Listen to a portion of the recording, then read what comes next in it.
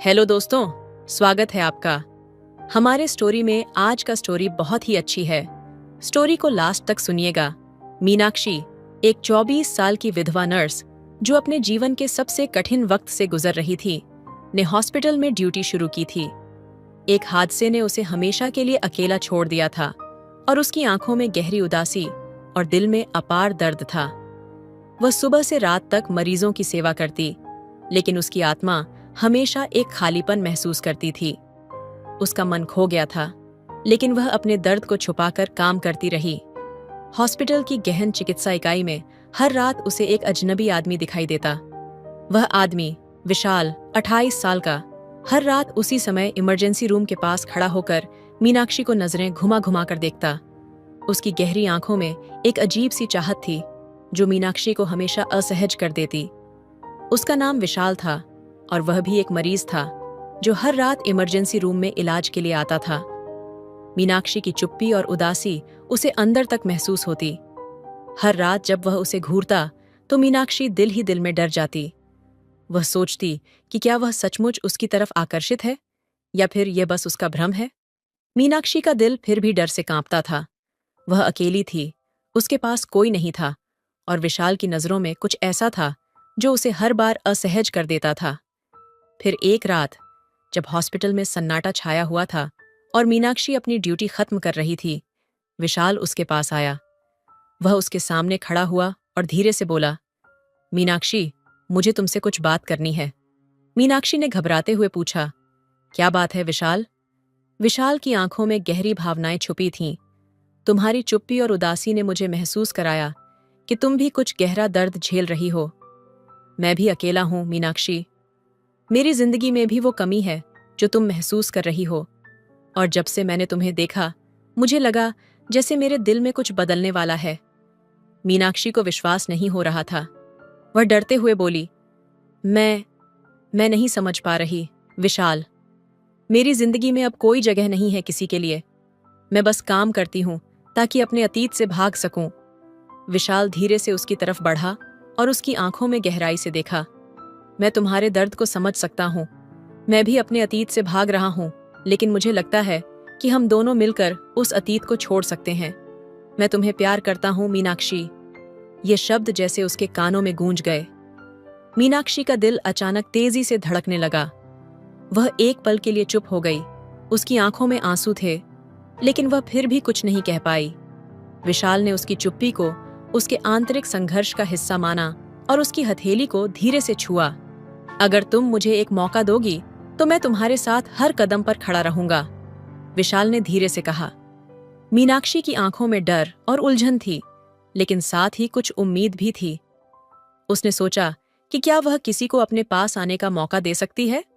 क्या वह किसी को अपनी दीवारें तोड़ने की इजाजत दे सकती है? कुछ देर चुप्पी के बाद मीनाक्षी ने अपने दिल की बात कही, मैं डरती हूं विशाल। मैं खुद से भी डरती हूं। मेरे पास खुद को संभालने की ताकत नहीं है, तो किसी और को प्यार देने की तो बात ही नहीं है। विशाल ने उसकी बातों को समझा और हल्के से मुस्कुराया। तुम अकेली नहीं हो मीनाक्षी, मैं तुम्हारे साथ हूं। तुम अपना डर छोड़ दो और हम दोनों मिलकर उस डर को हराएंगे। यहां से उनकी कहानी ने एक नई दिशा ली। मीनाक्षी ने धीरे धीरे विशाल को अपने दिल के करीब आने दिया। विशाल ने उसे कभी अकेला महसूस नहीं होने दिया और उसने मीनाक्षी को अपने दर्द और डर को पार करने में मदद की। मीनाक्षी को महसूस हुआ कि प्यार किसी दीवार को नहीं तोड़ता, बल्कि वह दीवार के पार जाकर एक नई शुरुआत करता है।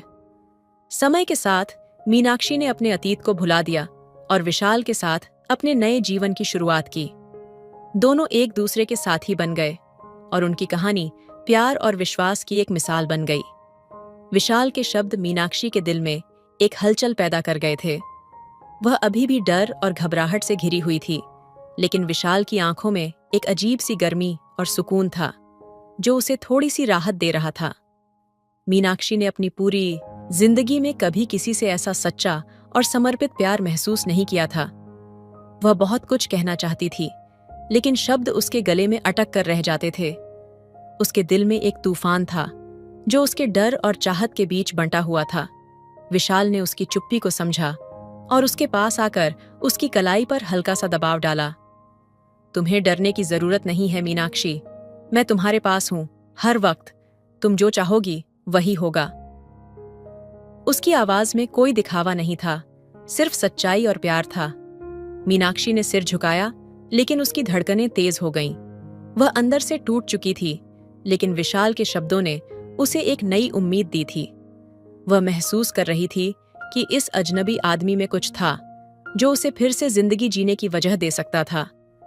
वह धीरे धीरे विशाल की तरफ मुड़ी और कहा, तुम कह रहे हो कि तुम मेरे पास हो, लेकिन क्या तुम जान पाओगे कि जो मैंने खोया है उसे फिर से कभी पाया नहीं जा सकता? मेरा दिल अब डर से भर चुका है। विशाल, मैं नहीं जानती कि प्यार क्या होता है, क्योंकि जब मुझे जरूरत थी तब मुझे किसी ने नहीं समझा। विशाल ने उसकी आंखों में देखा और हल्के से उसकी ठोड़ी उठाई। तुमने खोया है मीनाक्षी, लेकिन तुम्हारा दिल अभी भी जिंदा है, और जब तक मेरा हाथ तुम्हारे हाथ में है तुम कभी अकेली नहीं रहोगी। प्यार का मतलब सिर्फ एक दूसरे को महसूस करना नहीं, बल्कि एक दूसरे को अपना बनाना है। तुम मुझे अपना बना सको तो मैं तुम्हारा सब कुछ बन जाऊंगा। मीनाक्षी की आंखों में आंसू थे, लेकिन अब वे आंसू दर्द के नहीं, प्यार और उम्मीद के थे। उसकी आत्मा ने महसूस किया कि शायद उसे कभी प्यार का मौका ही नहीं मिला था, और अब यह मौका विशाल उसे दे रहा था। वह अपने डर और गम को छोड़ने को तैयार हो रही थी, क्योंकि विशाल उसे बिना शर्त अपनाने के लिए तैयार था। क्या तुम सच में मुझे अपना बना सकते हो? मीनाक्षी की आवाज में हल्की सी उम्मीद थी। विशाल ने उसका हाथ कसकर थामा और कहा, हाँ मीनाक्षी, मैं तुमसे बहुत प्यार करता हूं, और ये प्यार सिर्फ शब्दों में नहीं है, ये मेरे दिल के हर कोने में बसा है। तुम जितनी बार भी मुझसे डरोगी, मैं तुम्हारे पास आकर तुम्हारे डर को दूर करूंगा। तभी मीनाक्षी की नजरें विशाल की आंखों में खो गईं, और वह धीरे धीरे अपने डर को भूलने लगी। उस रात, उस सन्नाटे में दोनों के बीच एक ऐसा संबंध बन गया जो समय और हालात से परे था। मीनाक्षी ने महसूस किया कि उसकी दुनिया में सिर्फ विशाल ही था, और वह उसे हर कदम पर प्यार और सुरक्षा देने के लिए तैयार था। वह उसकी बाहों में खो गई, जैसे उसने अपने अतीत को छोड़ दिया हो और एक नई शुरुआत की हो। विशाल ने धीरे धीरे मीनाक्षी को अपने करीब खींच लिया, और दोनों के बीच एक गर्म एहसास पसर गया। मीनाक्षी ने अपनी आंखों में बसे डर को नजरअंदाज कर दिया, और विशाल को अपनी पूरी तरह से दिल से स्वीकार कर लिया। वे एक दूसरे में खो गए, जैसे दोनों की जिंदगियां अब एक दूसरे से जुड़ गई हों। उस पल में पूरी दुनिया जैसे गायब हो गई थी, सिर्फ वे दोनों थे और उनकी मोहब्बत। मीनाक्षी ने गहरी सांस ली और विशाल से कहा, मैं अब डरती नहीं विशाल, तुमसे प्यार करने का ख्याल अब मेरे दिल को सुकून देता है। विशाल ने उसे अपने करीब खींचते हुए कहा, तुम्हारी चुप्पी से ज्यादा अहम तुम्हारी मुस्कान है मीनाक्षी। मैं तुम्हारे साथ उस जिंदगी को जीना चाहता हूं जिसे तुमने खो दिया था। हम दोनों मिलकर इसे फिर से बनाएंगे। उस रात एक नया इश्क, एक नया सुकून और एक नया सफर शुरू हुआ। मीनाक्षी और विशाल ने एक दूसरे के साथ अपने डर को पीछे छोड़ते हुए एक दूसरे की तलाश की, और उनकी मोहब्बत का हर पल और भी गहरा होता चला गया। अब उनके दिलों में डर नहीं, सिर्फ एक दूसरे के लिए सच्चा प्यार था, और उसी प्यार में उनका भविष्य था। मीनाक्षी और विशाल के रिश्ते में एक अजीब सी ताकत थी, जैसे वे एक दूसरे के साथ हर पल जी रहे हों, हर दिन कुछ नया सीख रहे हों। मीनाक्षी की आंखों में एक नई उम्मीद थी, और विशाल के दिल में एक अडिग विश्वास।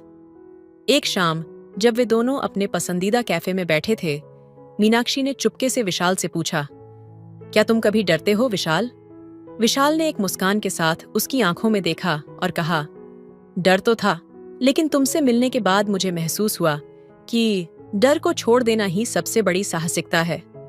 तुम मेरी ताकत हो मीनाक्षी। मीनाक्षी ने उसकी बातों को गहरी नजरों से महसूस किया और कहा, और तुम मेरी उम्मीद हो विशाल। मुझे ऐसा लगता है जैसे मेरी जिंदगी अब फिर से पूरी हो गई है। उनके दिलों के बीच अब कोई दूरी नहीं थी। समय के साथ उन्होंने एक दूसरे की छोटी छोटी खुशियों और दुखों को साझा किया। विशाल के लिए मीनाक्षी अब सिर्फ एक साथी नहीं, बल्कि उसकी जीवन का सबसे अहम हिस्सा बन चुकी थी। एक दिन मीनाक्षी ने विशाल से कहा, मैंने कभी नहीं सोचा था कि मैं फिर से किसी से इतना प्यार कर पाऊंगी, लेकिन तुमने मुझे विश्वास दिलाया कि प्यार कभी खत्म नहीं होता। विशाल ने उसे अपनी बाहों में समेटते हुए कहा, हमारे बीच का प्यार तो अब एक गहरी नदी की तरह है, मीनाक्षी, जो कभी सूखने वाला नहीं। और ऐसे ही उनके प्यार की कहानी एक नए अध्याय में दाखिल हो गई, जहां दोनों ने हर मुश्किल का सामना एक साथ किया, क्योंकि उनका विश्वास और प्यार उन्हें किसी भी जख्म से ज्यादा मजबूत बनाता था। तो दोस्तों, आपको यह कहानी कैसी लगी कमेंट करके जरूर बताइए। मेरी शादी को अभी कुछ ही महीने हुए थे। मेरे पति रणवीर एक बड़े सपने के साथ विदेश गए थे और अब वह मुझे छोड़कर वहां अपनी जिंदगी में लड़कियों से मजा ले रहे थे। दोस्तों, आपसे विनती है, मेरे चैनल को जरूर सब्सक्राइब करके जाएगा। वे नौकरी के सिलसिले में महीनों तक घर से दूर रहते थे। उनके बिना मेरी दुनिया अधूरी सी लगने लगी थी। मैं पूरी रात भर करवटें बदलती रहती थी। अपने पति से बिताए हुए शादी की पहली रात याद बहुत आती थी, जिसे मैं सोच सोच के बहुत ज्यादा तड़पती थी। उनके बिना हर दिन जैसे एक बहुत लंबी काली रात बन चुका था और मेरी आंखों में नींद को कोई जगह नहीं मिलती थी। एक दिन जब मैं अपनी बेचैनी से और भी परेशान हो गई, तो मैंने अपनी एक तस्वीर अपने पति के फोन नंबर पर भेज दी। पर जो हुआ वह कुछ और ही था। मेरी वह तस्वीर गलती से मेरे देवर आदित्य के नंबर पर चली गई। आदित्य, जो मुझसे हमेशा ही एक सख्त और मर्यादित रिश्ते में था, अब वह उस तस्वीर को देख रहा था। मैंने जब उसे कमरे में आते देखा तो उसके चेहरे पर जुनून और जोश भरी था, और उसकी चेहरे पर जो गर्मजोशी थी, उसने मेरे दिल में अजीब सी घबराहट पैदा कर दी। उसकी आंखों में कुछ ऐसा था जो मुझे डराने लगा। वह मेरी ओर बढ़ा और बिना कुछ कहे बस मुझे घूरता रहा। मैं समझ नहीं पाई कि उसकी खामोशी का मतलब क्या था, लेकिन तभी उसने अपनी पलकें झपकाते हुए कमरे का दरवाजा बंद कर लिया और रात भर मेरी काली भूतियां को मजा चीखाता रहा। वो चीखों और रोने की आवाजें रूम में गूंजती रहीं। वह मुझे न देखता न सुनता। मेरा दिल कहीं बहुत दूर अकेला महसूस कर रहा था, जैसे मेरा अस्तित्व एक अंधेरी खाई में गिर चुका हो। लेकिन उसी रात मेरा मन और भी बेचैन हो गया। मैंने समीर को कॉल किया। कब आओगे समीर? मैंने फोन के दूसरी ओर समीर से पूछा, एक दर्द और बेचैनी के साथ। समीर, जो विदेश में था, मुझे अक्सर दिलासा देता था, लेकिन अब उसका जवाब मुझे और भी उलझन में डालता था। मुझे अभी छुट्टी नहीं मिल रही है, समीर ने कहा। उसकी आवाज में थकावट और कुछ छुपा हुआ था। कुछ महीने और लगेंगे। ये सुनकर मेरे अंदर का तूफान और भी तेज हो गया। तुम वापस आकर क्या करोगे? मैंने चिढ़ते हुए पूछा। तुम कभी तो वापस आओगे समीर। जब तक तुम घर नहीं लौटोगे मैं क्या करूं? वह थोड़ी देर चुप रहा, फिर धीमे से बोला, समझने की कोशिश करो। हमारी जिंदगी ठीक हो सकती है, लेकिन इसके लिए मुझे अभी और मेहनत करनी होगी। अगर मैं बार बार छुट्टियां लेकर आता रहा तो मेरी नौकरी चली जाएगी। कुछ दिन सब्र करो, मैं जल्दी ही लौट आऊंगा। उसकी बातों ने मुझे और भी टूटा हुआ महसूस कराया। कुछ महीनों की और जिद से उसकी आवाज में आकर मैं चुप हो गई। वह हमेशा मुझसे यही कहता रहा, समझो, यही सही है। समीर की बातों ने मेरे दिल को थोड़ी राहत दी, लेकिन मेरा मन फिर भी खाली था। वह विदेश चला गया था और अब मेरी शादी के 2 साल पूरे हो रहे थे। इन 2 सालों में मेरा सपना तो जैसे कहीं खो गया था। जिस शादी को मैंने एक आदर्श रिश्ते के रूप में कल्पना की थी, वह अब मुझे एक अंतहीन प्रतीक्षा की तरह लगने लगी। मेरे दिल में हर दिन एक नई उम्मीद जगी और टूटती चली गई। मैं सोचने लगी थी, क्या यह वही सपना था जिसे मैंने कभी अपने जीवन साथी के साथ जीने का ख्वाब देखा था? क्या यह वही प्यार था जिसे मैंने महसूस किया था, या फिर कुछ और था जो मेरे दिल के भीतर गहरे छिपा हुआ था? मुझे एहसास हुआ कि मैं न केवल समीर से बल्कि खुद से भी दूर होती जा रही थी। और अब यह सवाल मेरे मन में गूंज रहा था, क्या मैं सिर्फ उसके इंतजार में खो दी हूं, या फिर कहीं और कुछ और है जो मेरी तकलीफ की असली वजह है? जैसे ही दिन बीतते गए, मेरा दिल एक अजनबी से हो गया था। समीर की यादें, जिनमें कभी हमें एक साथ ख्वाबों की दुनिया दिखाई देती थी, अब एक धुंधली तस्वीर बन चुकी थीं। 2 साल की शादी में मैंने उम्मीदों के पहाड़ खुद पर रखे थे, और अब उन पहाड़ों का दबाव मुझ पर बहुत भारी हो चुका था। आदित्य, जो पहले मेरे लिए सिर्फ एक सख्त भाई जैसा था, अब मुझे एक अजीब तरीके से महसूस होने लगा। उसकी चुप्पी थी, उसकी घड़ी घड़ी बढ़ती हुई नजदीकी, कुछ ऐसा था जो मैंने पहले कभी महसूस नहीं किया था। उसकी आंखों में कुछ और था, कुछ ऐसा जो बिना कहे मुझसे बहुत कुछ कह रहा था। वह मुझसे पहले जितना दूर रहता था, अब वह मुझसे कहीं ज्यादा पास था। मैंने एक दिन खुद से पूछा, क्या यह बदलते रिश्ते का संकेत है या यह सिर्फ मेरे अकेलेपन की प्रतिक्रिया है? मेरे मन की गहराई में एक तूफान था, लेकिन उस तूफान को समझने की कोई शक्ति मेरे पास नहीं थी। एक शाम जब समीर के बिना घर में अकेली बैठी थी, मैंने आदित्य से एक छोटी सी बात की। तुम्हें कभी ऐसा महसूस हुआ है कि लोग हमारी भावनाओं को समझ नहीं पाते? आदित्य ने मुझे देखा, लेकिन इस बार उसकी आंखों में कुछ अलग था, कुछ ऐसा जो शब्दों से नहीं कहा जा सकता था। वह चुप रहा, लेकिन उसकी खामोशी ने मुझे और उलझा दिया। दूसरे दिन आदित्य ने मुझे एक चिट्ठी दी जिसमें लिखा था, मैं जानता हूं कि तुम अकेली हो, ये मुश्किल वक्त है और मैं तुमसे कुछ कहने की हिम्मत जुटा नहीं पाया, लेकिन मैं चाहता हूं कि तुम जानो, कभी कभी रिश्ते हमारी सोच से ज्यादा जटिल होते हैं। तुम्हारी जरूरतें और तुम्हारी भावनाएं सिर्फ तुमसे जुड़ी होती हैं। मैंने चिट्ठी पढ़ी और फिर उसे अपनी जेब में रख लिया। वह शब्द मेरे दिल में गहरे उतर गए, जैसे किसी ने मुझे मेरे दर्द का एहसास दिला दिया हो। उस दिन के बाद आदित्य और मैं धीरे धीरे एक दूसरे के करीब आने लगे, लेकिन दिल में एक खौफ था कि क्या हम दोनों इस रिश्ते के उस सिरे को पकड़ पा रहे हैं जहां से यह और भी उलझ सकता है। क्या हमारी नजदीकी इस अंधेरे गलियारे के अंत तक पहुंचने का रास्ता बन सकती थी? एक दिन समीर का कॉल आया। उसकी आवाज में वही पुराने विश्वास और प्यार की झलक थी, लेकिन मुझे अब सब कुछ उलझा हुआ लग रहा था। कैसी हो? उसने पूछा। मैं चुप रही, क्योंकि मैं अब वह पुरानी मैं नहीं थी जो पहले थी। समीर, अब मैं पहले जैसी नहीं रही, मैंने धीरे से कहा। तुम लौट कर भी आओ तो क्या हम वही रिश्ते वापस पा सकेंगे जो हमने पहले बनाए थे? वह चुप रहा और फिर कहा, तुम ठीक कह रही हो, शायद हम दोनों को एक दूसरे को समझने के लिए कुछ वक्त और चाहिए। उसकी बातों ने मुझे और भी गहरे में धकेल दिया। मुझे यह समझ में आने लगा कि समीर के बिना ही मैंने अपने आप को खो दिया था। क्या हम दोनों के बीच वह प्यार अब सिर्फ एक याद बनकर रह जाएगा? और फिर आदित्य की चुप्प ने मुझे महसूस कराया कि शायद मेरे दिल की कोई और जगह थी, जहां अब समीर नहीं बल्कि वह था। क्या यह संभव था? क्या मैं अपनी भावनाओं को समझ पाऊंगी? क्या मुझे आदित्य को अपने दिल का हिस्सा बनने का मौका देना चाहिए, या फिर समीर का इंतजार करना चाहिए जो अब तक मेरे लिए दूर होता जा रहा था? यह सवाल अब मेरे दिल में लगातार गूंज रहे थे। हर दिन मेरे भीतर एक नया तूफान मचलता था, लेकिन इसका जवाब मुझे खुद से ही ढूंढना था। क्या रिश्तों में वफादारी ही सबसे बड़ी बात होती है, या कभी कभी हमें खुद से भी सही निर्णय लेने की आवश्यकता होती है? समीर का फोन आया था, लेकिन अब मुझे उसकी आवाज में वह पुरानी गर्मी महसूस नहीं हो रही थी। उसकी बातें मुझे उतनी सच्ची नहीं लग रही थीं जितनी पहले होती थीं। शायद वह सिर्फ अपने कर्तव्यों के बारे में सोच रहा था, लेकिन मैं अब उस कर्तव्य को नहीं समझ पा रही थी। आदित्य की चुप और उसके शब्द मुझे चुभने लगे थे। उसका हर जिक्र, उसकी नजदीकी, वह सब कुछ अब मेरे मन में एक असामान्य खौफ पैदा कर रहा था। मैं उसे जितना करीब से जानने की कोशिश करती, उतनी ही दूर होती जाती। क्या मैं अपनी भावनाओं को समझ पा रही थी, या फिर बस एक भ्रम में जी रही थी? वह रात मेरे लिए कुछ और ही थी। समीर का कॉल आने के बाद आदित्य ने मुझसे एक और बात की जो मुझे झकझोरने वाली थी। वह मुझे देखकर कुछ अलग सा था।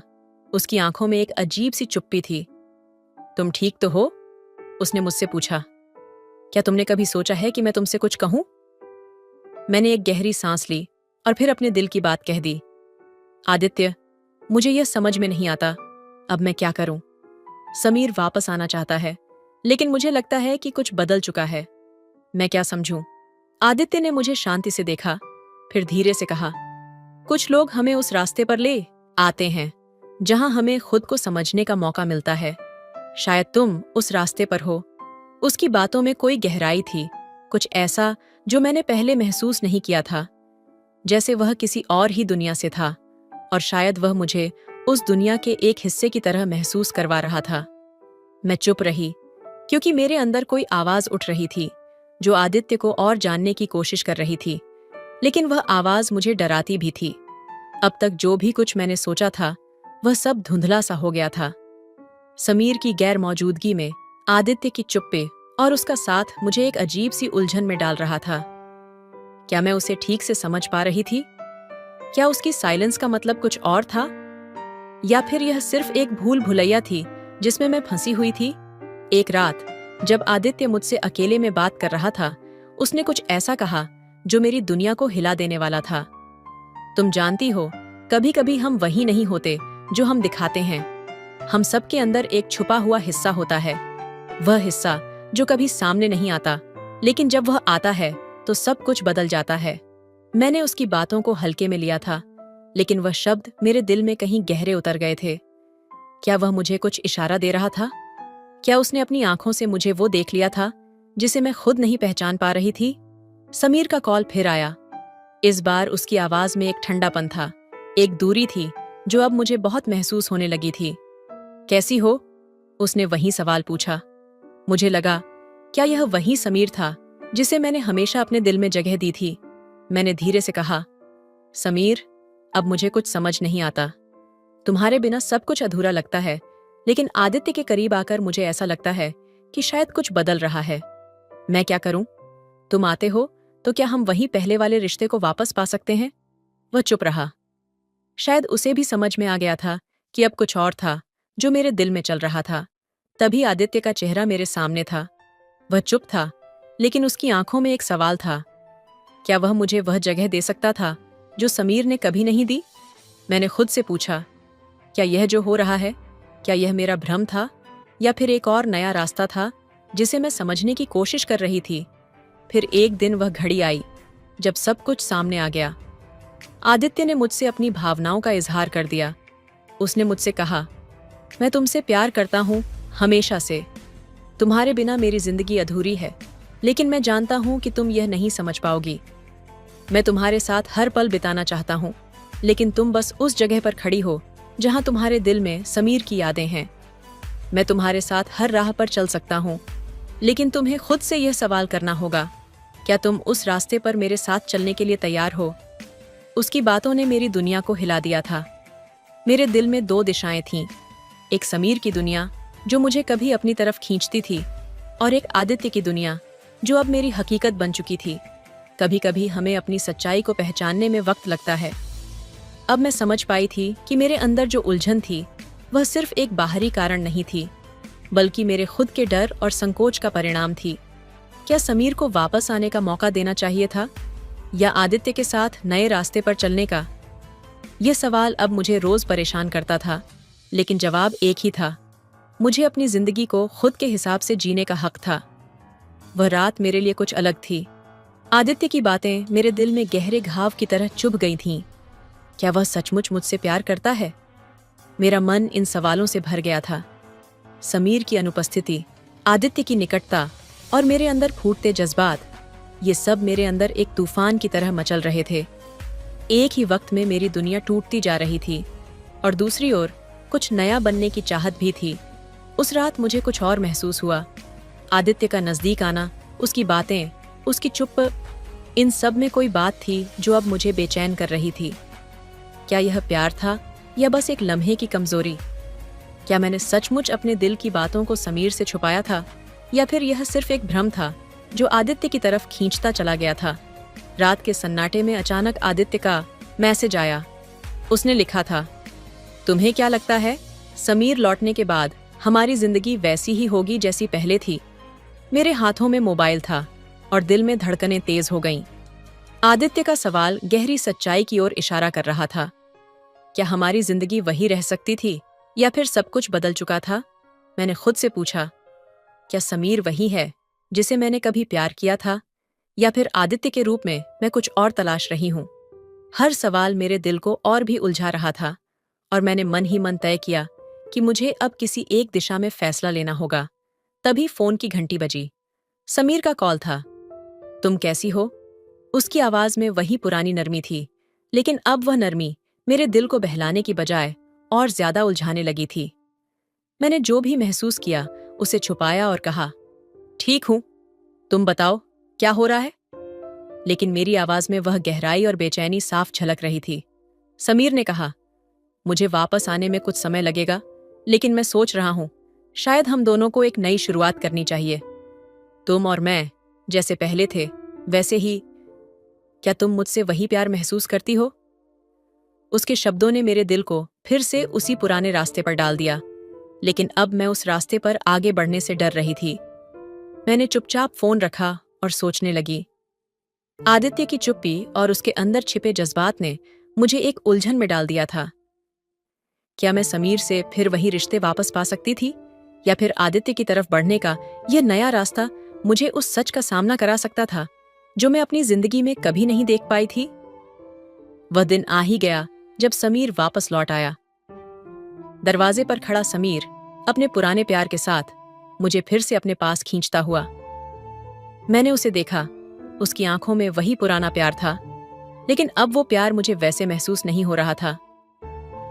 क्या यह वही प्यार था जिसे मैंने अपने जीवन का हिस्सा माना था, या फिर अब कुछ और था?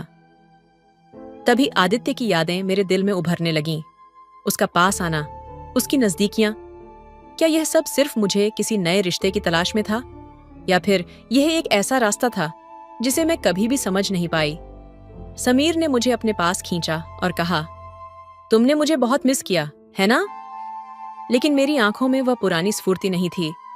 मैं चुप रही और फिर कहा, समीर, अब हम वही नहीं हैं जो हम पहले थे। मेरी सोच बदल चुकी है और शायद अब मुझे कुछ और चाहिए। यह सुनकर समीर का चेहरा सफेद पड़ गया। उसकी आंखों में एक अजीब सी बेचैनी और चिंता थी। वह खामोश हो गया, जैसे उसकी पूरी दुनिया पल भर में बदल गई हो। मैंने अपनी आंखें झुका लीं और फिर देखा, आदित्य बाहर खड़ा था। वह मुझे ऐसे देख रहा था जैसे वह मेरे हर एक कदम को समझने की कोशिश कर रहा हो। वह चुपचाप कमरे में आया और समीर से आंखों में आंखें डालते हुए कहा, क्या तुम समझते हो कि सिर्फ तुम्हारा लौट आना सब कुछ पहले जैसा बना सकता है? आदित्य का सवाल चुभ गया था और समीर का चेहरा और भी बुझ गया। अब मैं और आदित्य दोनों ही खड़े थे और समीर कहीं दूर खड़ा था, जैसे कोई तीसरी दुनिया में खो गया हो। यह पल मेरे लिए एक मोड़ था जहां मुझे अपने दिल की आवाज सुननी थी। क्या मैं समीर को वापस अपने जीवन में लाऊं, या फिर आदित्य के साथ इस अनकहे रिश्ते की शुरुआत करूं? तुमने सही कहा आदित्य, मैंने धीरे से कहा।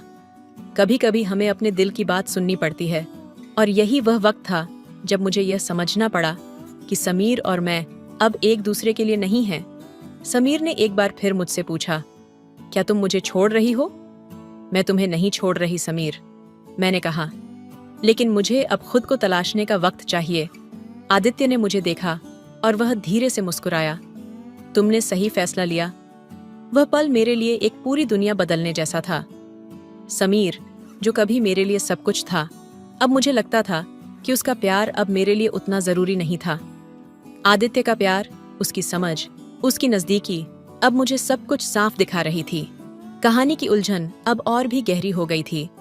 समीर और आदित्य के बीच का अंतर, मेरे खुद के इमोशंस और एक नया रास्ता जो मैंने खुद के लिए चुना, ये सब इस कहानी को एक सस्पेंस से भर देता था। क्या मैं सही फैसला ले रही थी? क्या आदित्य के साथ भविष्य को लेकर मेरे मन में उम्मीदें थीं, या फिर ये सिर्फ एक पल की ख्वाहिश थी? तो दोस्तों, ये कहानी आपको कैसी लगी कमेंट करके जरूर बताइएगा। मेरे भाई की हाल ही में शादी हुई थी। मेरी भाभी की इच्छाएं भी अभी पूरी नहीं हुई थीं कि मेरे भाई ने शादी करके जल्दी ही बाहर जाने का फैसला कर लिया और जाते जाते मुझसे कह गया कि अब तू अपनी भाभी का ध्यान रखना, क्योंकि घर में तू ही अकेला रहेगा। मैंने भी अपने भाई से कह दिया कि कोई बात नहीं, आप चिंता मत करो, क्योंकि मैं भी अपने भाई की कमाई का आनंद उठाना चाहता था। एक दिन मेरी भाभी ने मुझे अपने कमरे में बुलाया। मैंने पूछा, भाभी क्या बात हो गई? भाभी ने कहा, तू जल्दी से मेरे कमरे में आ। और मैं भाभी के कमरे में चला गया। भाभी कहने लगी, मेरा सिर बहुत दर्द कर रहा है, मेरे सिर की मालिश कर दे। मैंने कहा, भाभी यह मैं नहीं कर सकता। पर भाभी कहने लगी, तुझे यह करना ही पड़ेगा। मैं भाभी के सिर की मालिश करने लगा। भाभी कहने लगी, अब तू मेरे पीठ पर तेल लगाकर मालिश कर। फिर भाभी ने अपनी साड़ी ऊपर उठा दी। यह सब देखकर मुझे कंपकंपी छूट गई। फिर मैंने भाभी की पीठ पर तेल लगाया और धीरे धीरे मालिश करने लगा। मेरा मन पूरी तरह से विचलित हो गया था।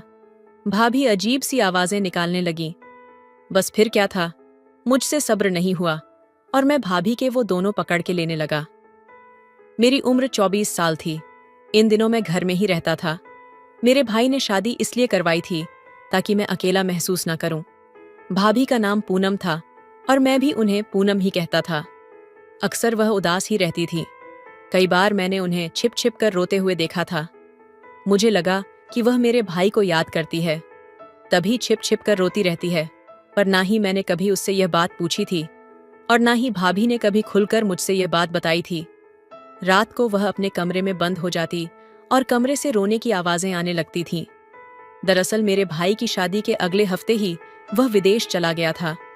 एक नई दुल्हन के लिए अपने पति के बिना रहना बहुत मुश्किल हो जाता है, लेकिन मेरे भाई ने तो शादी सिर्फ मेरे लिए ही की थी, क्योंकि मैं घर में अकेला रहता था और अब घर की जिम्मेदारी संभालने के लिए एक औरत का होना जरूरी था।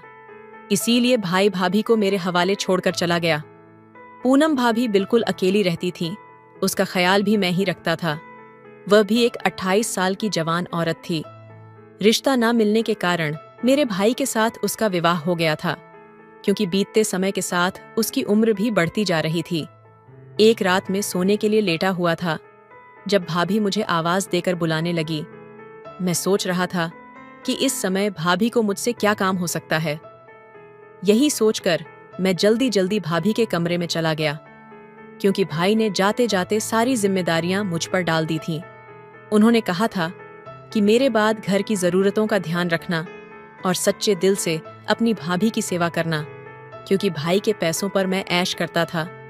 इसलिए मैं यह नहीं चाहता था कि भाभी मेरी भैया से कोई शिकायत करें। जब भी भाभी ने वापस आने की बात की तो उसने कोई ना कोई चाल चलकर आने से मना कर दिया।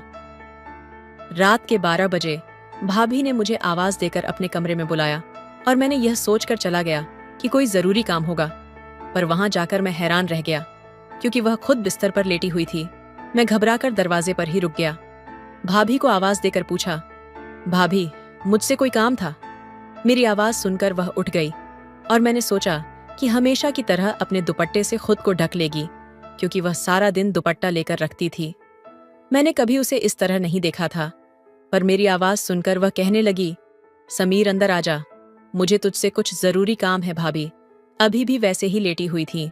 मैं कमरे में गया, लेकिन मेरी नजरें झुकी हुई थीं और मैं शर्मा रहा था। मैंने भाभी को पहली बार इस तरह से देखा था।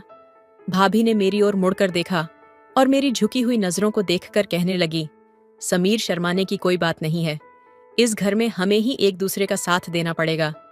मेरा पति तो विदेश में रहता है, लेकिन तू हमेशा यहाँ रहता है और मेरा ध्यान रखता है। यही सोचकर मैंने तुझे बुलाया कि मुश्किल वक्त में तू मेरा साथ देगा। भाभी की बात सुनकर मैंने हैरानी में उसकी ओर देखा। वह कहने लगी, मेरे सिर में बहुत दर्द हो रहा है, क्या तुम मेरी मसाज कर दोगे? तुम्हारे भाई ने मुझे बताया था कि तुम बहुत अच्छी मसाज करते हो और उनके सिर का दर्द कुछ ही मिनटों में ठीक हो जाता है। भाभी की बात सुनकर मैं मुस्कुरा दिया, क्योंकि यह बात सच थी कि भाई जब यहाँ होते थे तो हमेशा मुझसे सिर की मसाज करवाते थे, लेकिन वह तो मेरा भाई था और भाभी की मसाज मैं कैसे कर सकता था। भाभी ने मुझे सोच में डाल दिया था। समझ नहीं आ रहा था कि क्या करूं। मैं सोच रहा था कि भाभी किस तरह की औरत है जिसने अपने देवर से मसाज करने के लिए कह दिया। उसे शर्म नहीं आई, जबकि यह कोई बड़ी बात नहीं थी। लेकिन एक औरत का एक मर्द से मसाज करवाना, और वह भी अपने देवर से, अगर कोई और होता तो मना करने की बजाय उसे खरी खोटी सुना देता। लेकिन इस समय मैं भाभी के रहमो कर्म पर जी रहा था, इसलिए उसके सामने जुबान चलाने की हिम्मत नहीं थी और ना ही उसे मना कर सकता था। भाभी ने ड्रेसिंग टेबल पर रखी तेल की शीशी मुझे दिखाई और कहने लगी, बहुत अच्छा होगा अगर तुम मेरे सिर में मसाज कर दोगे। कहते हुए उसकी आंखों में नमी थी और मुझे लगा कि शायद वह बहुत तकलीफ में है, लेकिन मैं भाभी को इनकार नहीं कर सकता था। मैंने वह तेल उठाया और उसके बिस्तर के पास बैठ गया। फिर धीरे धीरे तेल उसके सिर पर लगाकर मसाज करने लगा। मैंने अपनी नजरें झुका ली थीं और किसी भी तरह के जज्बात महसूस करने से खुद को रोका हुआ था। मेरे हाथ उसके सिर पर तेल लगाते हुए बुरी तरह कांप रहे थे। मैंने आज तक भाभी की बहुत मदद की थी, लेकिन भाभी ने मुझसे कभी इस तरह की फरमाइश नहीं की थी। जैसे जैसे मैं तेल लगाता गया, भाभी की अजीब आवाजें कमरे में गूंजने लगीं। ऐसा लग रहा था जैसे उसे आराम मिल रहा हो। मैंने दोबारा उसकी ओर नहीं देखा और ना ही उसके चेहरे पर नजर पड़ी। मुझे शर्म का एहसास हो रहा था और मैं वहां से जाने की इच्छा कर रहा था, लेकिन मैं मजबूर था। अगर मैं भाभी को मना करता और ये बात मेरे भाई को पता चलती तो भाभी की कोई बात नहीं मानी जाती, वरना मेरा खर्चा पानी बंद हो जाता। भाभी की नीयत कुछ ऐसी थी कि उसने कभी भी किसी चीज से मना नहीं किया। मैं बिना किसी झिझक के उससे पैसे मांग लेता था और वह बिना सवाल किए मुझे दे देती थी। काफी देर तक मैंने मसाज करना जारी रखा और उसकी आवाजें कमरे में गूंजती रहीं। इसके बाद शायद उसे नींद आ गई थी, क्योंकि उसकी आवाज आना बंद हो गई। फिर मैं उठकर अपने कमरे में चला आया। पहली बार मैंने किसी औरत की इस तरह मसाज की थी और इस बात ने मेरे अंदर आग लगा दी थी। भाभी के गोरे चेहरे ने मुझे भी नशे में डाल दिया था। जैसे ही मुझे ख्याल आया कि वह मेरे भाई की पत्नी है, मैंने सोचा कि अब मैं उसके कमरे में नहीं जाऊंगा। अगली सुबह भाभी पूरी तरह से दुपट्टा ली हुए थी और मेरे लिए रोटी बना रही थी। फिर मैंने आगे बढ़कर रोटी ली और वह मुझसे कहने लगी, समीर, तुमने मेरे सिर का दर्द खत्म कर दिया है। मैं तुम्हारा धन्यवाद करना चाहती हूँ। उसकी बात सुनकर मैं शर्मिंदा हो गया। मैंने कहा, असल में आप पूरा दिन घर में काम करती रहती हैं, इसलिए आप थक जाती हैं। मैं कोशिश करूंगा कि आपके काम में मदद कर दूं, या फिर आप कोई नौकर रख लें। मेरी बात सुनकर भाभी कहने लगी, मुझे थकावट तब तक नहीं मिटेगी जब तक मेरा पति नहीं आएगा। उसी दिन मेरी थकावट दूर होगी। मैं उसके शब्दों को समझ नहीं पाया, लेकिन वह रसोई में चली गई और मेरे काम का समय हो गया। मैं घर से चला गया। सारा दिन मेरे दिमाग में भाभी ही घूमती रही। दोपहर को जब मैं घर आया, मेरी बहन भी घर आ गई थी। मैंने सोचा कि किसी भी तरह मौके की तलाश करके भाभी की मसाज वाली बात बता दूं, लेकिन वे दोनों इतनी मग्न थीं कि उन्हें मेरे लिए समय ही नहीं मिला। कुछ देर बाद मेरी बहन कहकर चली गई कि उसका पति काम से आने वाला है और मैं उसे मसाज की बात नहीं बता सका। थोड़ी देर आराम करने के बाद जब मैं कमरे से बाहर निकला तो देखा कि भाभी कपड़े धो रही थी और बहुत मुश्किल से कपड़ों की बाल्टी उठाकर छत पर ले जा रही थी। यह देखकर मुझे शर्मिंदगी हुई, क्योंकि वे सारे कपड़े मेरे थे और मेरी वजह से ही उसे इतनी तकलीफ सहनी पड़ रही थी। मैंने तुरंत भाभी को आवाज दी और वह पसीने से भीगी हुई थी। मैं बाल्टी पकड़कर छत पर चला गया और उसका साथ देते हुए कपड़े भी तार पर लटका दिए। जब हम वापस लौटे तो वह कुछ अजीब तरीके से आ रही थी, जैसे उसे बहुत ज्यादा तकलीफ हो रही हो। मैंने उससे कहा कि अगर वह कहे तो मैं उसे डॉक्टर के पास ले जा सकता हूँ। मुझे लगता था कि उसके सिर में दर्द हो रहा है। मेरी बात सुनकर उसने उदासी के साथ मुस्कुराते हुए कहा, यह मेरी गलतियों का नतीजा है। भाभी की बात सुनकर मैं हैरान रह गया। उसने कहा, तू फिक्र मत कर, मैं जल्दी ठीक हो जाऊंगी, और अपने कमरे में चली गई। पिछले कुछ दिनों से उसकी हर बात मेरे समझ से बाहर थी और यह मेरे लिए परेशानी बन गई थी। कभी कभी ऐसा लगता था कि वह कुछ छिपाने की कोशिश कर रही है। दोपहर खत्म हुई और शाम हो गई। मेरा दिल चाय पीने को कर रहा था। मैं भाभी के कमरे में जाकर उसे आवाज देने गया, लेकिन वह अपने कमरे में रो रही थी और किसी को कह रही थी, ये सब कुछ तेरे कारण हुआ है। आज जो मेरी हालत है उसका जिम्मेदार तू है। भाभी की बातें सुनकर मैं दरवाजे पर रुक गया। मुझे नहीं पता था कि वह किससे बात कर रही थी, लेकिन यकीनन वह मेरा भाई नहीं था। भाभी की बातों से मुझे समझ आया कि उसके सिर में दर्द की यही वजह थी कि वह किसी और के साथ गलत तरीके से बात कर रही थी। मेरी समझ में नहीं आ रहा था कि यह सब सुनकर मुझे क्या करना चाहिए। बिना सोच विचार किए मैंने अपने भाई को फोन कर दिया। मैंने उससे कहा, आप वापस क्यों नहीं आ रहे? वह कहने लगा, क्या हुआ, सब कुछ ठीक तो है ना? मैंने उसे बताया कि उसकी पत्नी कैसे हरकतें कर रही है और बस यही कहा कि उसे तुम्हारी याद आ रही है, इसलिए जल्दी आ जाओ। कुछ बातें करके उसने फोन काट दिया। फिर मैं सोचने लगा कि मुझे क्या करना ना चाहिए। फिर उस रात भाभी ने मुझे आवाज देकर अपने कमरे में बुलाया। मैं उसके कमरे में गया और वह लेटी हुई थी और सिर की मसाज करने के लिए कह रही थी। मैंने चुपचाप तेल की शीशी उठाई और उसके सिर में मसाज करने लगा। मैं सोच रहा था कि वह मेरे पास से अपने सिर की मसाज क्यों करवा रही है। मुझे लगता था कि जब मैं कॉलेज जाता तो घर में कोई आता होगा यह देखने के लिए। अगले दिन मैं कॉलेज से जल्दी वापस आया, लेकिन यह देखकर मैं हैरान हो गया कि घर तो बिल्कुल सुनसान था और घर में कोई नहीं था। मैं घर से थोड़ी दूर खड़ा था और कुछ देर बाद भाभी घर आई। पसीने से भीगी हुई वह घर का दरवाजा खोलकर अंदर चली गई। मैं तुरंत घर गया और भाभी से पूछने लगा कि उसने पूरा दिन क्या किया। भाभी मुझे घर के कामों के बारे में बताने लगी, लेकिन उसने यह नहीं बताया कि वह बाहर क्यों गई थी। अब मुझे पक्का यकीन हो गया था कि वह कुछ न कुछ गलत कर रही थी। पूरा दिन मैंने इसी तरह बेचैन होकर बिताया। मैं भाभी का सच जानना चाहता था। फिर रात के समय भाभी ने मुझे अपने कमरे में बुलाया। मुझे पता था कि वह मुझसे मसाज करवाना चाहती है, लेकिन मेरा दिल इस बात के लिए मान नहीं रहा था। यह सच था कि उसके सिर में दर्द होता था और उसकी आवाज सुनकर मैं उसके कमरे में चला गया। मैंने तेल की शीशी उठाई और फिर मसाज करने लगा, लेकिन उसने मुझसे कुछ ऐसा कहा कि मैं हैरान रह गया। उसने कहा, पहले लाइट बंद कर दे। यह पहली बार था जब उसने मुझसे लाइट बंद करने को कहा था। मैंने पूछा कि यह लाइट क्यों बंद करनी है, लेकिन वह गुस्से से मुझे देखने लगी। बार बार कहने पर मैंने लाइट बंद कर दी और मसाज के लिए तैयार हो गया। जब मैं उसके पास बैठा तो उसने मेरा हाथ पकड़ लिया। उसकी इस हरकत से मैं हैरान रह गया। मुझे गुस्सा आया कि वह अपनी हद पार कर रही थी। मैंने गुस्से में कहा, ये आप क्या कर रही हो? उसने कहा, समीर, मैं तेरे साथ बहुत जरूरी बात करना चाहती हूँ, लेकिन मुझ में इतनी हिम्मत नहीं है कि मैं रोशनी में तेरे साथ बात कर सकूं, इसलिए मैंने अंधेरा किया है। भाभी की आवाज में मुझे कुछ अलग सा एहसास हो रहा था। इसके बाद उसने मेरा हाथ पकड़कर अपनी बात कहनी शुरू कर दी। जो मैंने सुना उससे मेरे होश उड़ गए। उसने कहा कि उसे लड़कों का बहुत शौक है, लेकिन कोई भी उसके साथ रिश्ता नहीं रखना चाहता, इसलिए वह अकेली जिंदगी गुजार रही है। लेकिन बड़ी मुश्किल तब हुई जब उसकी जिंदगी में एक शख्स आया जिसने उसे प्यार और सपने दिखाए।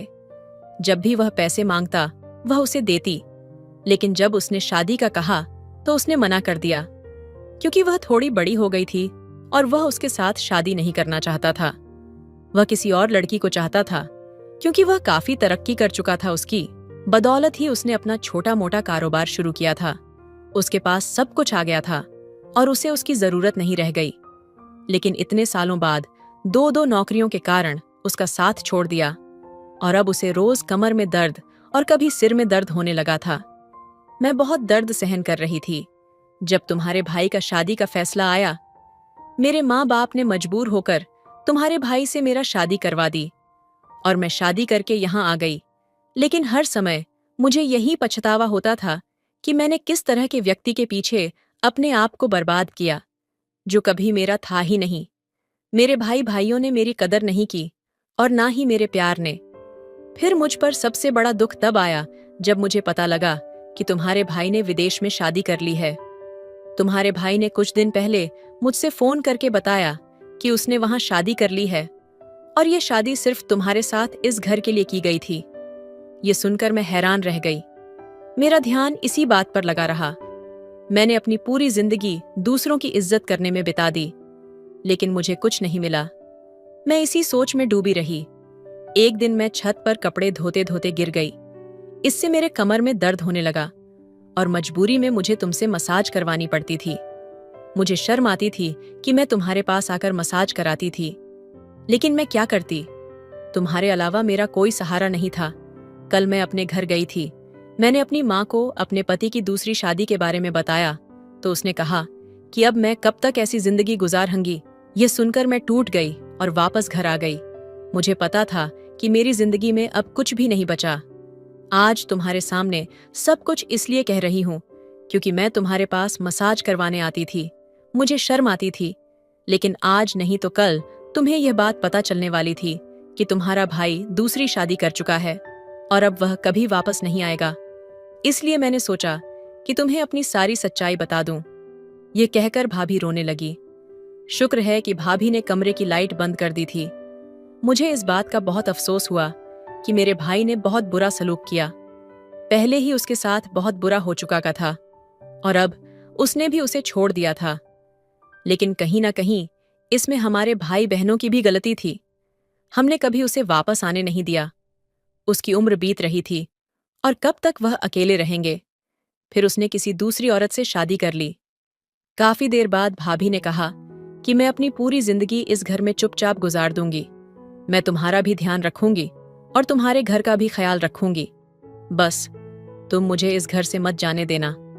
तुम्हारा भाई अब कभी भी वापस नहीं आएगा और मैं भी यहीं रहूंगी। मुझे डर है कि एक दिन तुम मुझे इस घर से निकाल दोगे। मैंने भाभी से कहा कि ऐसा कभी नहीं होगा, मैं तुम्हें कहीं नहीं जाने दूंगा। तुम इस घर को जिस तरह संभालती हो ऐसा कोई नहीं कर सकता। लेकिन तुम अकेली जिंदगी क्यों काटना चाहती हो? मेरे भाई से तलाक लेकर मेरे साथ शादी कर लो। मेरी बात सुनकर भाभी हैरान रह गई। मैंने उठकर कमरे की लाइट जलाई और कहा, खुशियों का भी तुम्हारा हक है। मेरी पढ़ाई पूरी होने वाली है और मैं जल्दी नौकरी कर लूंगा। तब अब तक तुम अपना तलाक करवा लो, तलाक वगैरह ले लो। मैं जल्दी ही तुमसे शादी कर लूंगा और एक नई जिंदगी शुरू कर दूंगा। हमारी दोस्ती है, जब तुम्हारे माता पिता को सच पता चलेगा तो ये मना नहीं करेंगे। भाभी ने कहा कि मैं उम्र में बहुत बड़ी हूँ, लोग बातें करेंगे, दुनिया क्या कहेगी। मैंने कहा, इस दुनिया ने हमें क्या दिया है, और जो तुम दुनिया के बारे में सोच रही हो, मुझे इस रिश्ते से कोई ऐतराज नहीं है। मेरी बात सुनकर भाभी रोने लगी। मैंने उसी वक्त भाभी की माँ को फोन किया और सारी बात बता दी। वह भी बहुत शर्मिंदा हुई और उन्होंने माफी मांगी। फिर भाभी ने अपने भाई से तलाक ले लिया। कुछ महीनों बाद मेरी पूनम से शादी हो गई और हम बहुत खुश हैं। मैं उम्र में थोड़ा छोटा था, लेकिन मैंने उसे वह सुख दिए जो मेरा भाई और उसका एक्स बीएफ नहीं दे सके। भाभी मुझसे इतनी खुश हो गई और हम रोज रात को खूबसूरत नज़ारे देखने जाते थे। आपको मेरी यह कहानी कैसी लगी?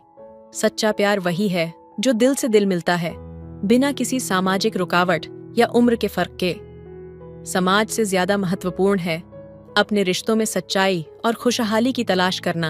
आपने जिस तरह से अपने रिश्ते को समझा और सही तरीके से कदम उठाया, वह यह दिखाता है कि अगर हम सच्चे इरादों और समझदारी के साथ कदम बढ़ाते हैं तो मुश्किलें आसान हो सकती हैं।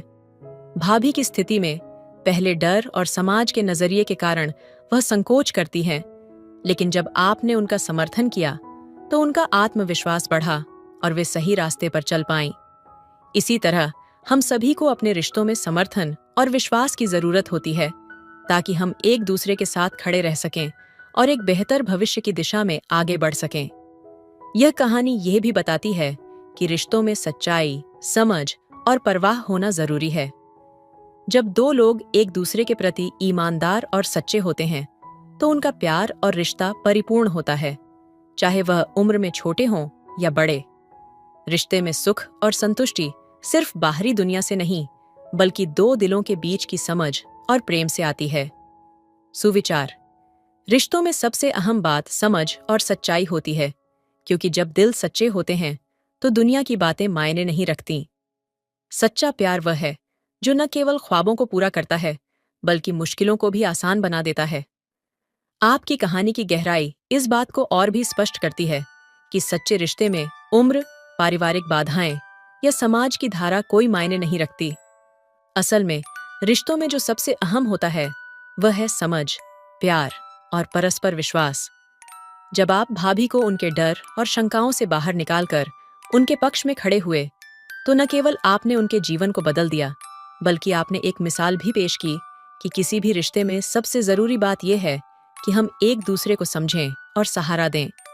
यह कहानी यह भी सिखाती है कि समाज का दृष्टिकोण तब तक महत्वपूर्ण नहीं होना चाहिए जब तक वह किसी के व्यक्तिगत स्वतंत्रता या खुशियों में बाधा न डाले। रिश्तों में आत्मसम्मान और खुशी की अहमियत को समझना बहुत जरूरी है, और कभी-कभी हम अपनी पूरी जिंदगी को दूसरों के विचारों से नहीं जोड़ सकते। अगर हम खुद को और दूसरों को सच्ची खुशी और प्रेम दे सकते हैं, तो यह दुनिया के दृष्टिकोण से कहीं अधिक महत्वपूर्ण है। आपकी जीवन यात्रा और निर्णय यह दिखाते हैं कि असल प्रेम और सच्चाई वही है जो बिना किसी भय या संकोच के अपनाया जाए। जब हम अपने रिश्तों को इस तरह से समझते हैं, तो जीवन अधिक संतुलित और खुशहाल हो जाता है। जब दो दिल एक दूसरे को बिना किसी शंका या संकोच के स्वीकार करते हैं, तो वो रिश्ता सच्चा और परिपूर्ण होता है। समाज से अधिक महत्वपूर्ण है अपने रिश्तों में प्यार, समर्थन और समझ का होना। यही असली सफलता है। इस कहानी से यह भी सीखने को मिलता है कि जीवन में हमेशा सही समय और सही दिशा में कदम उठाना जरूरी होता है, चाहे वह किसी भी रूप में हो।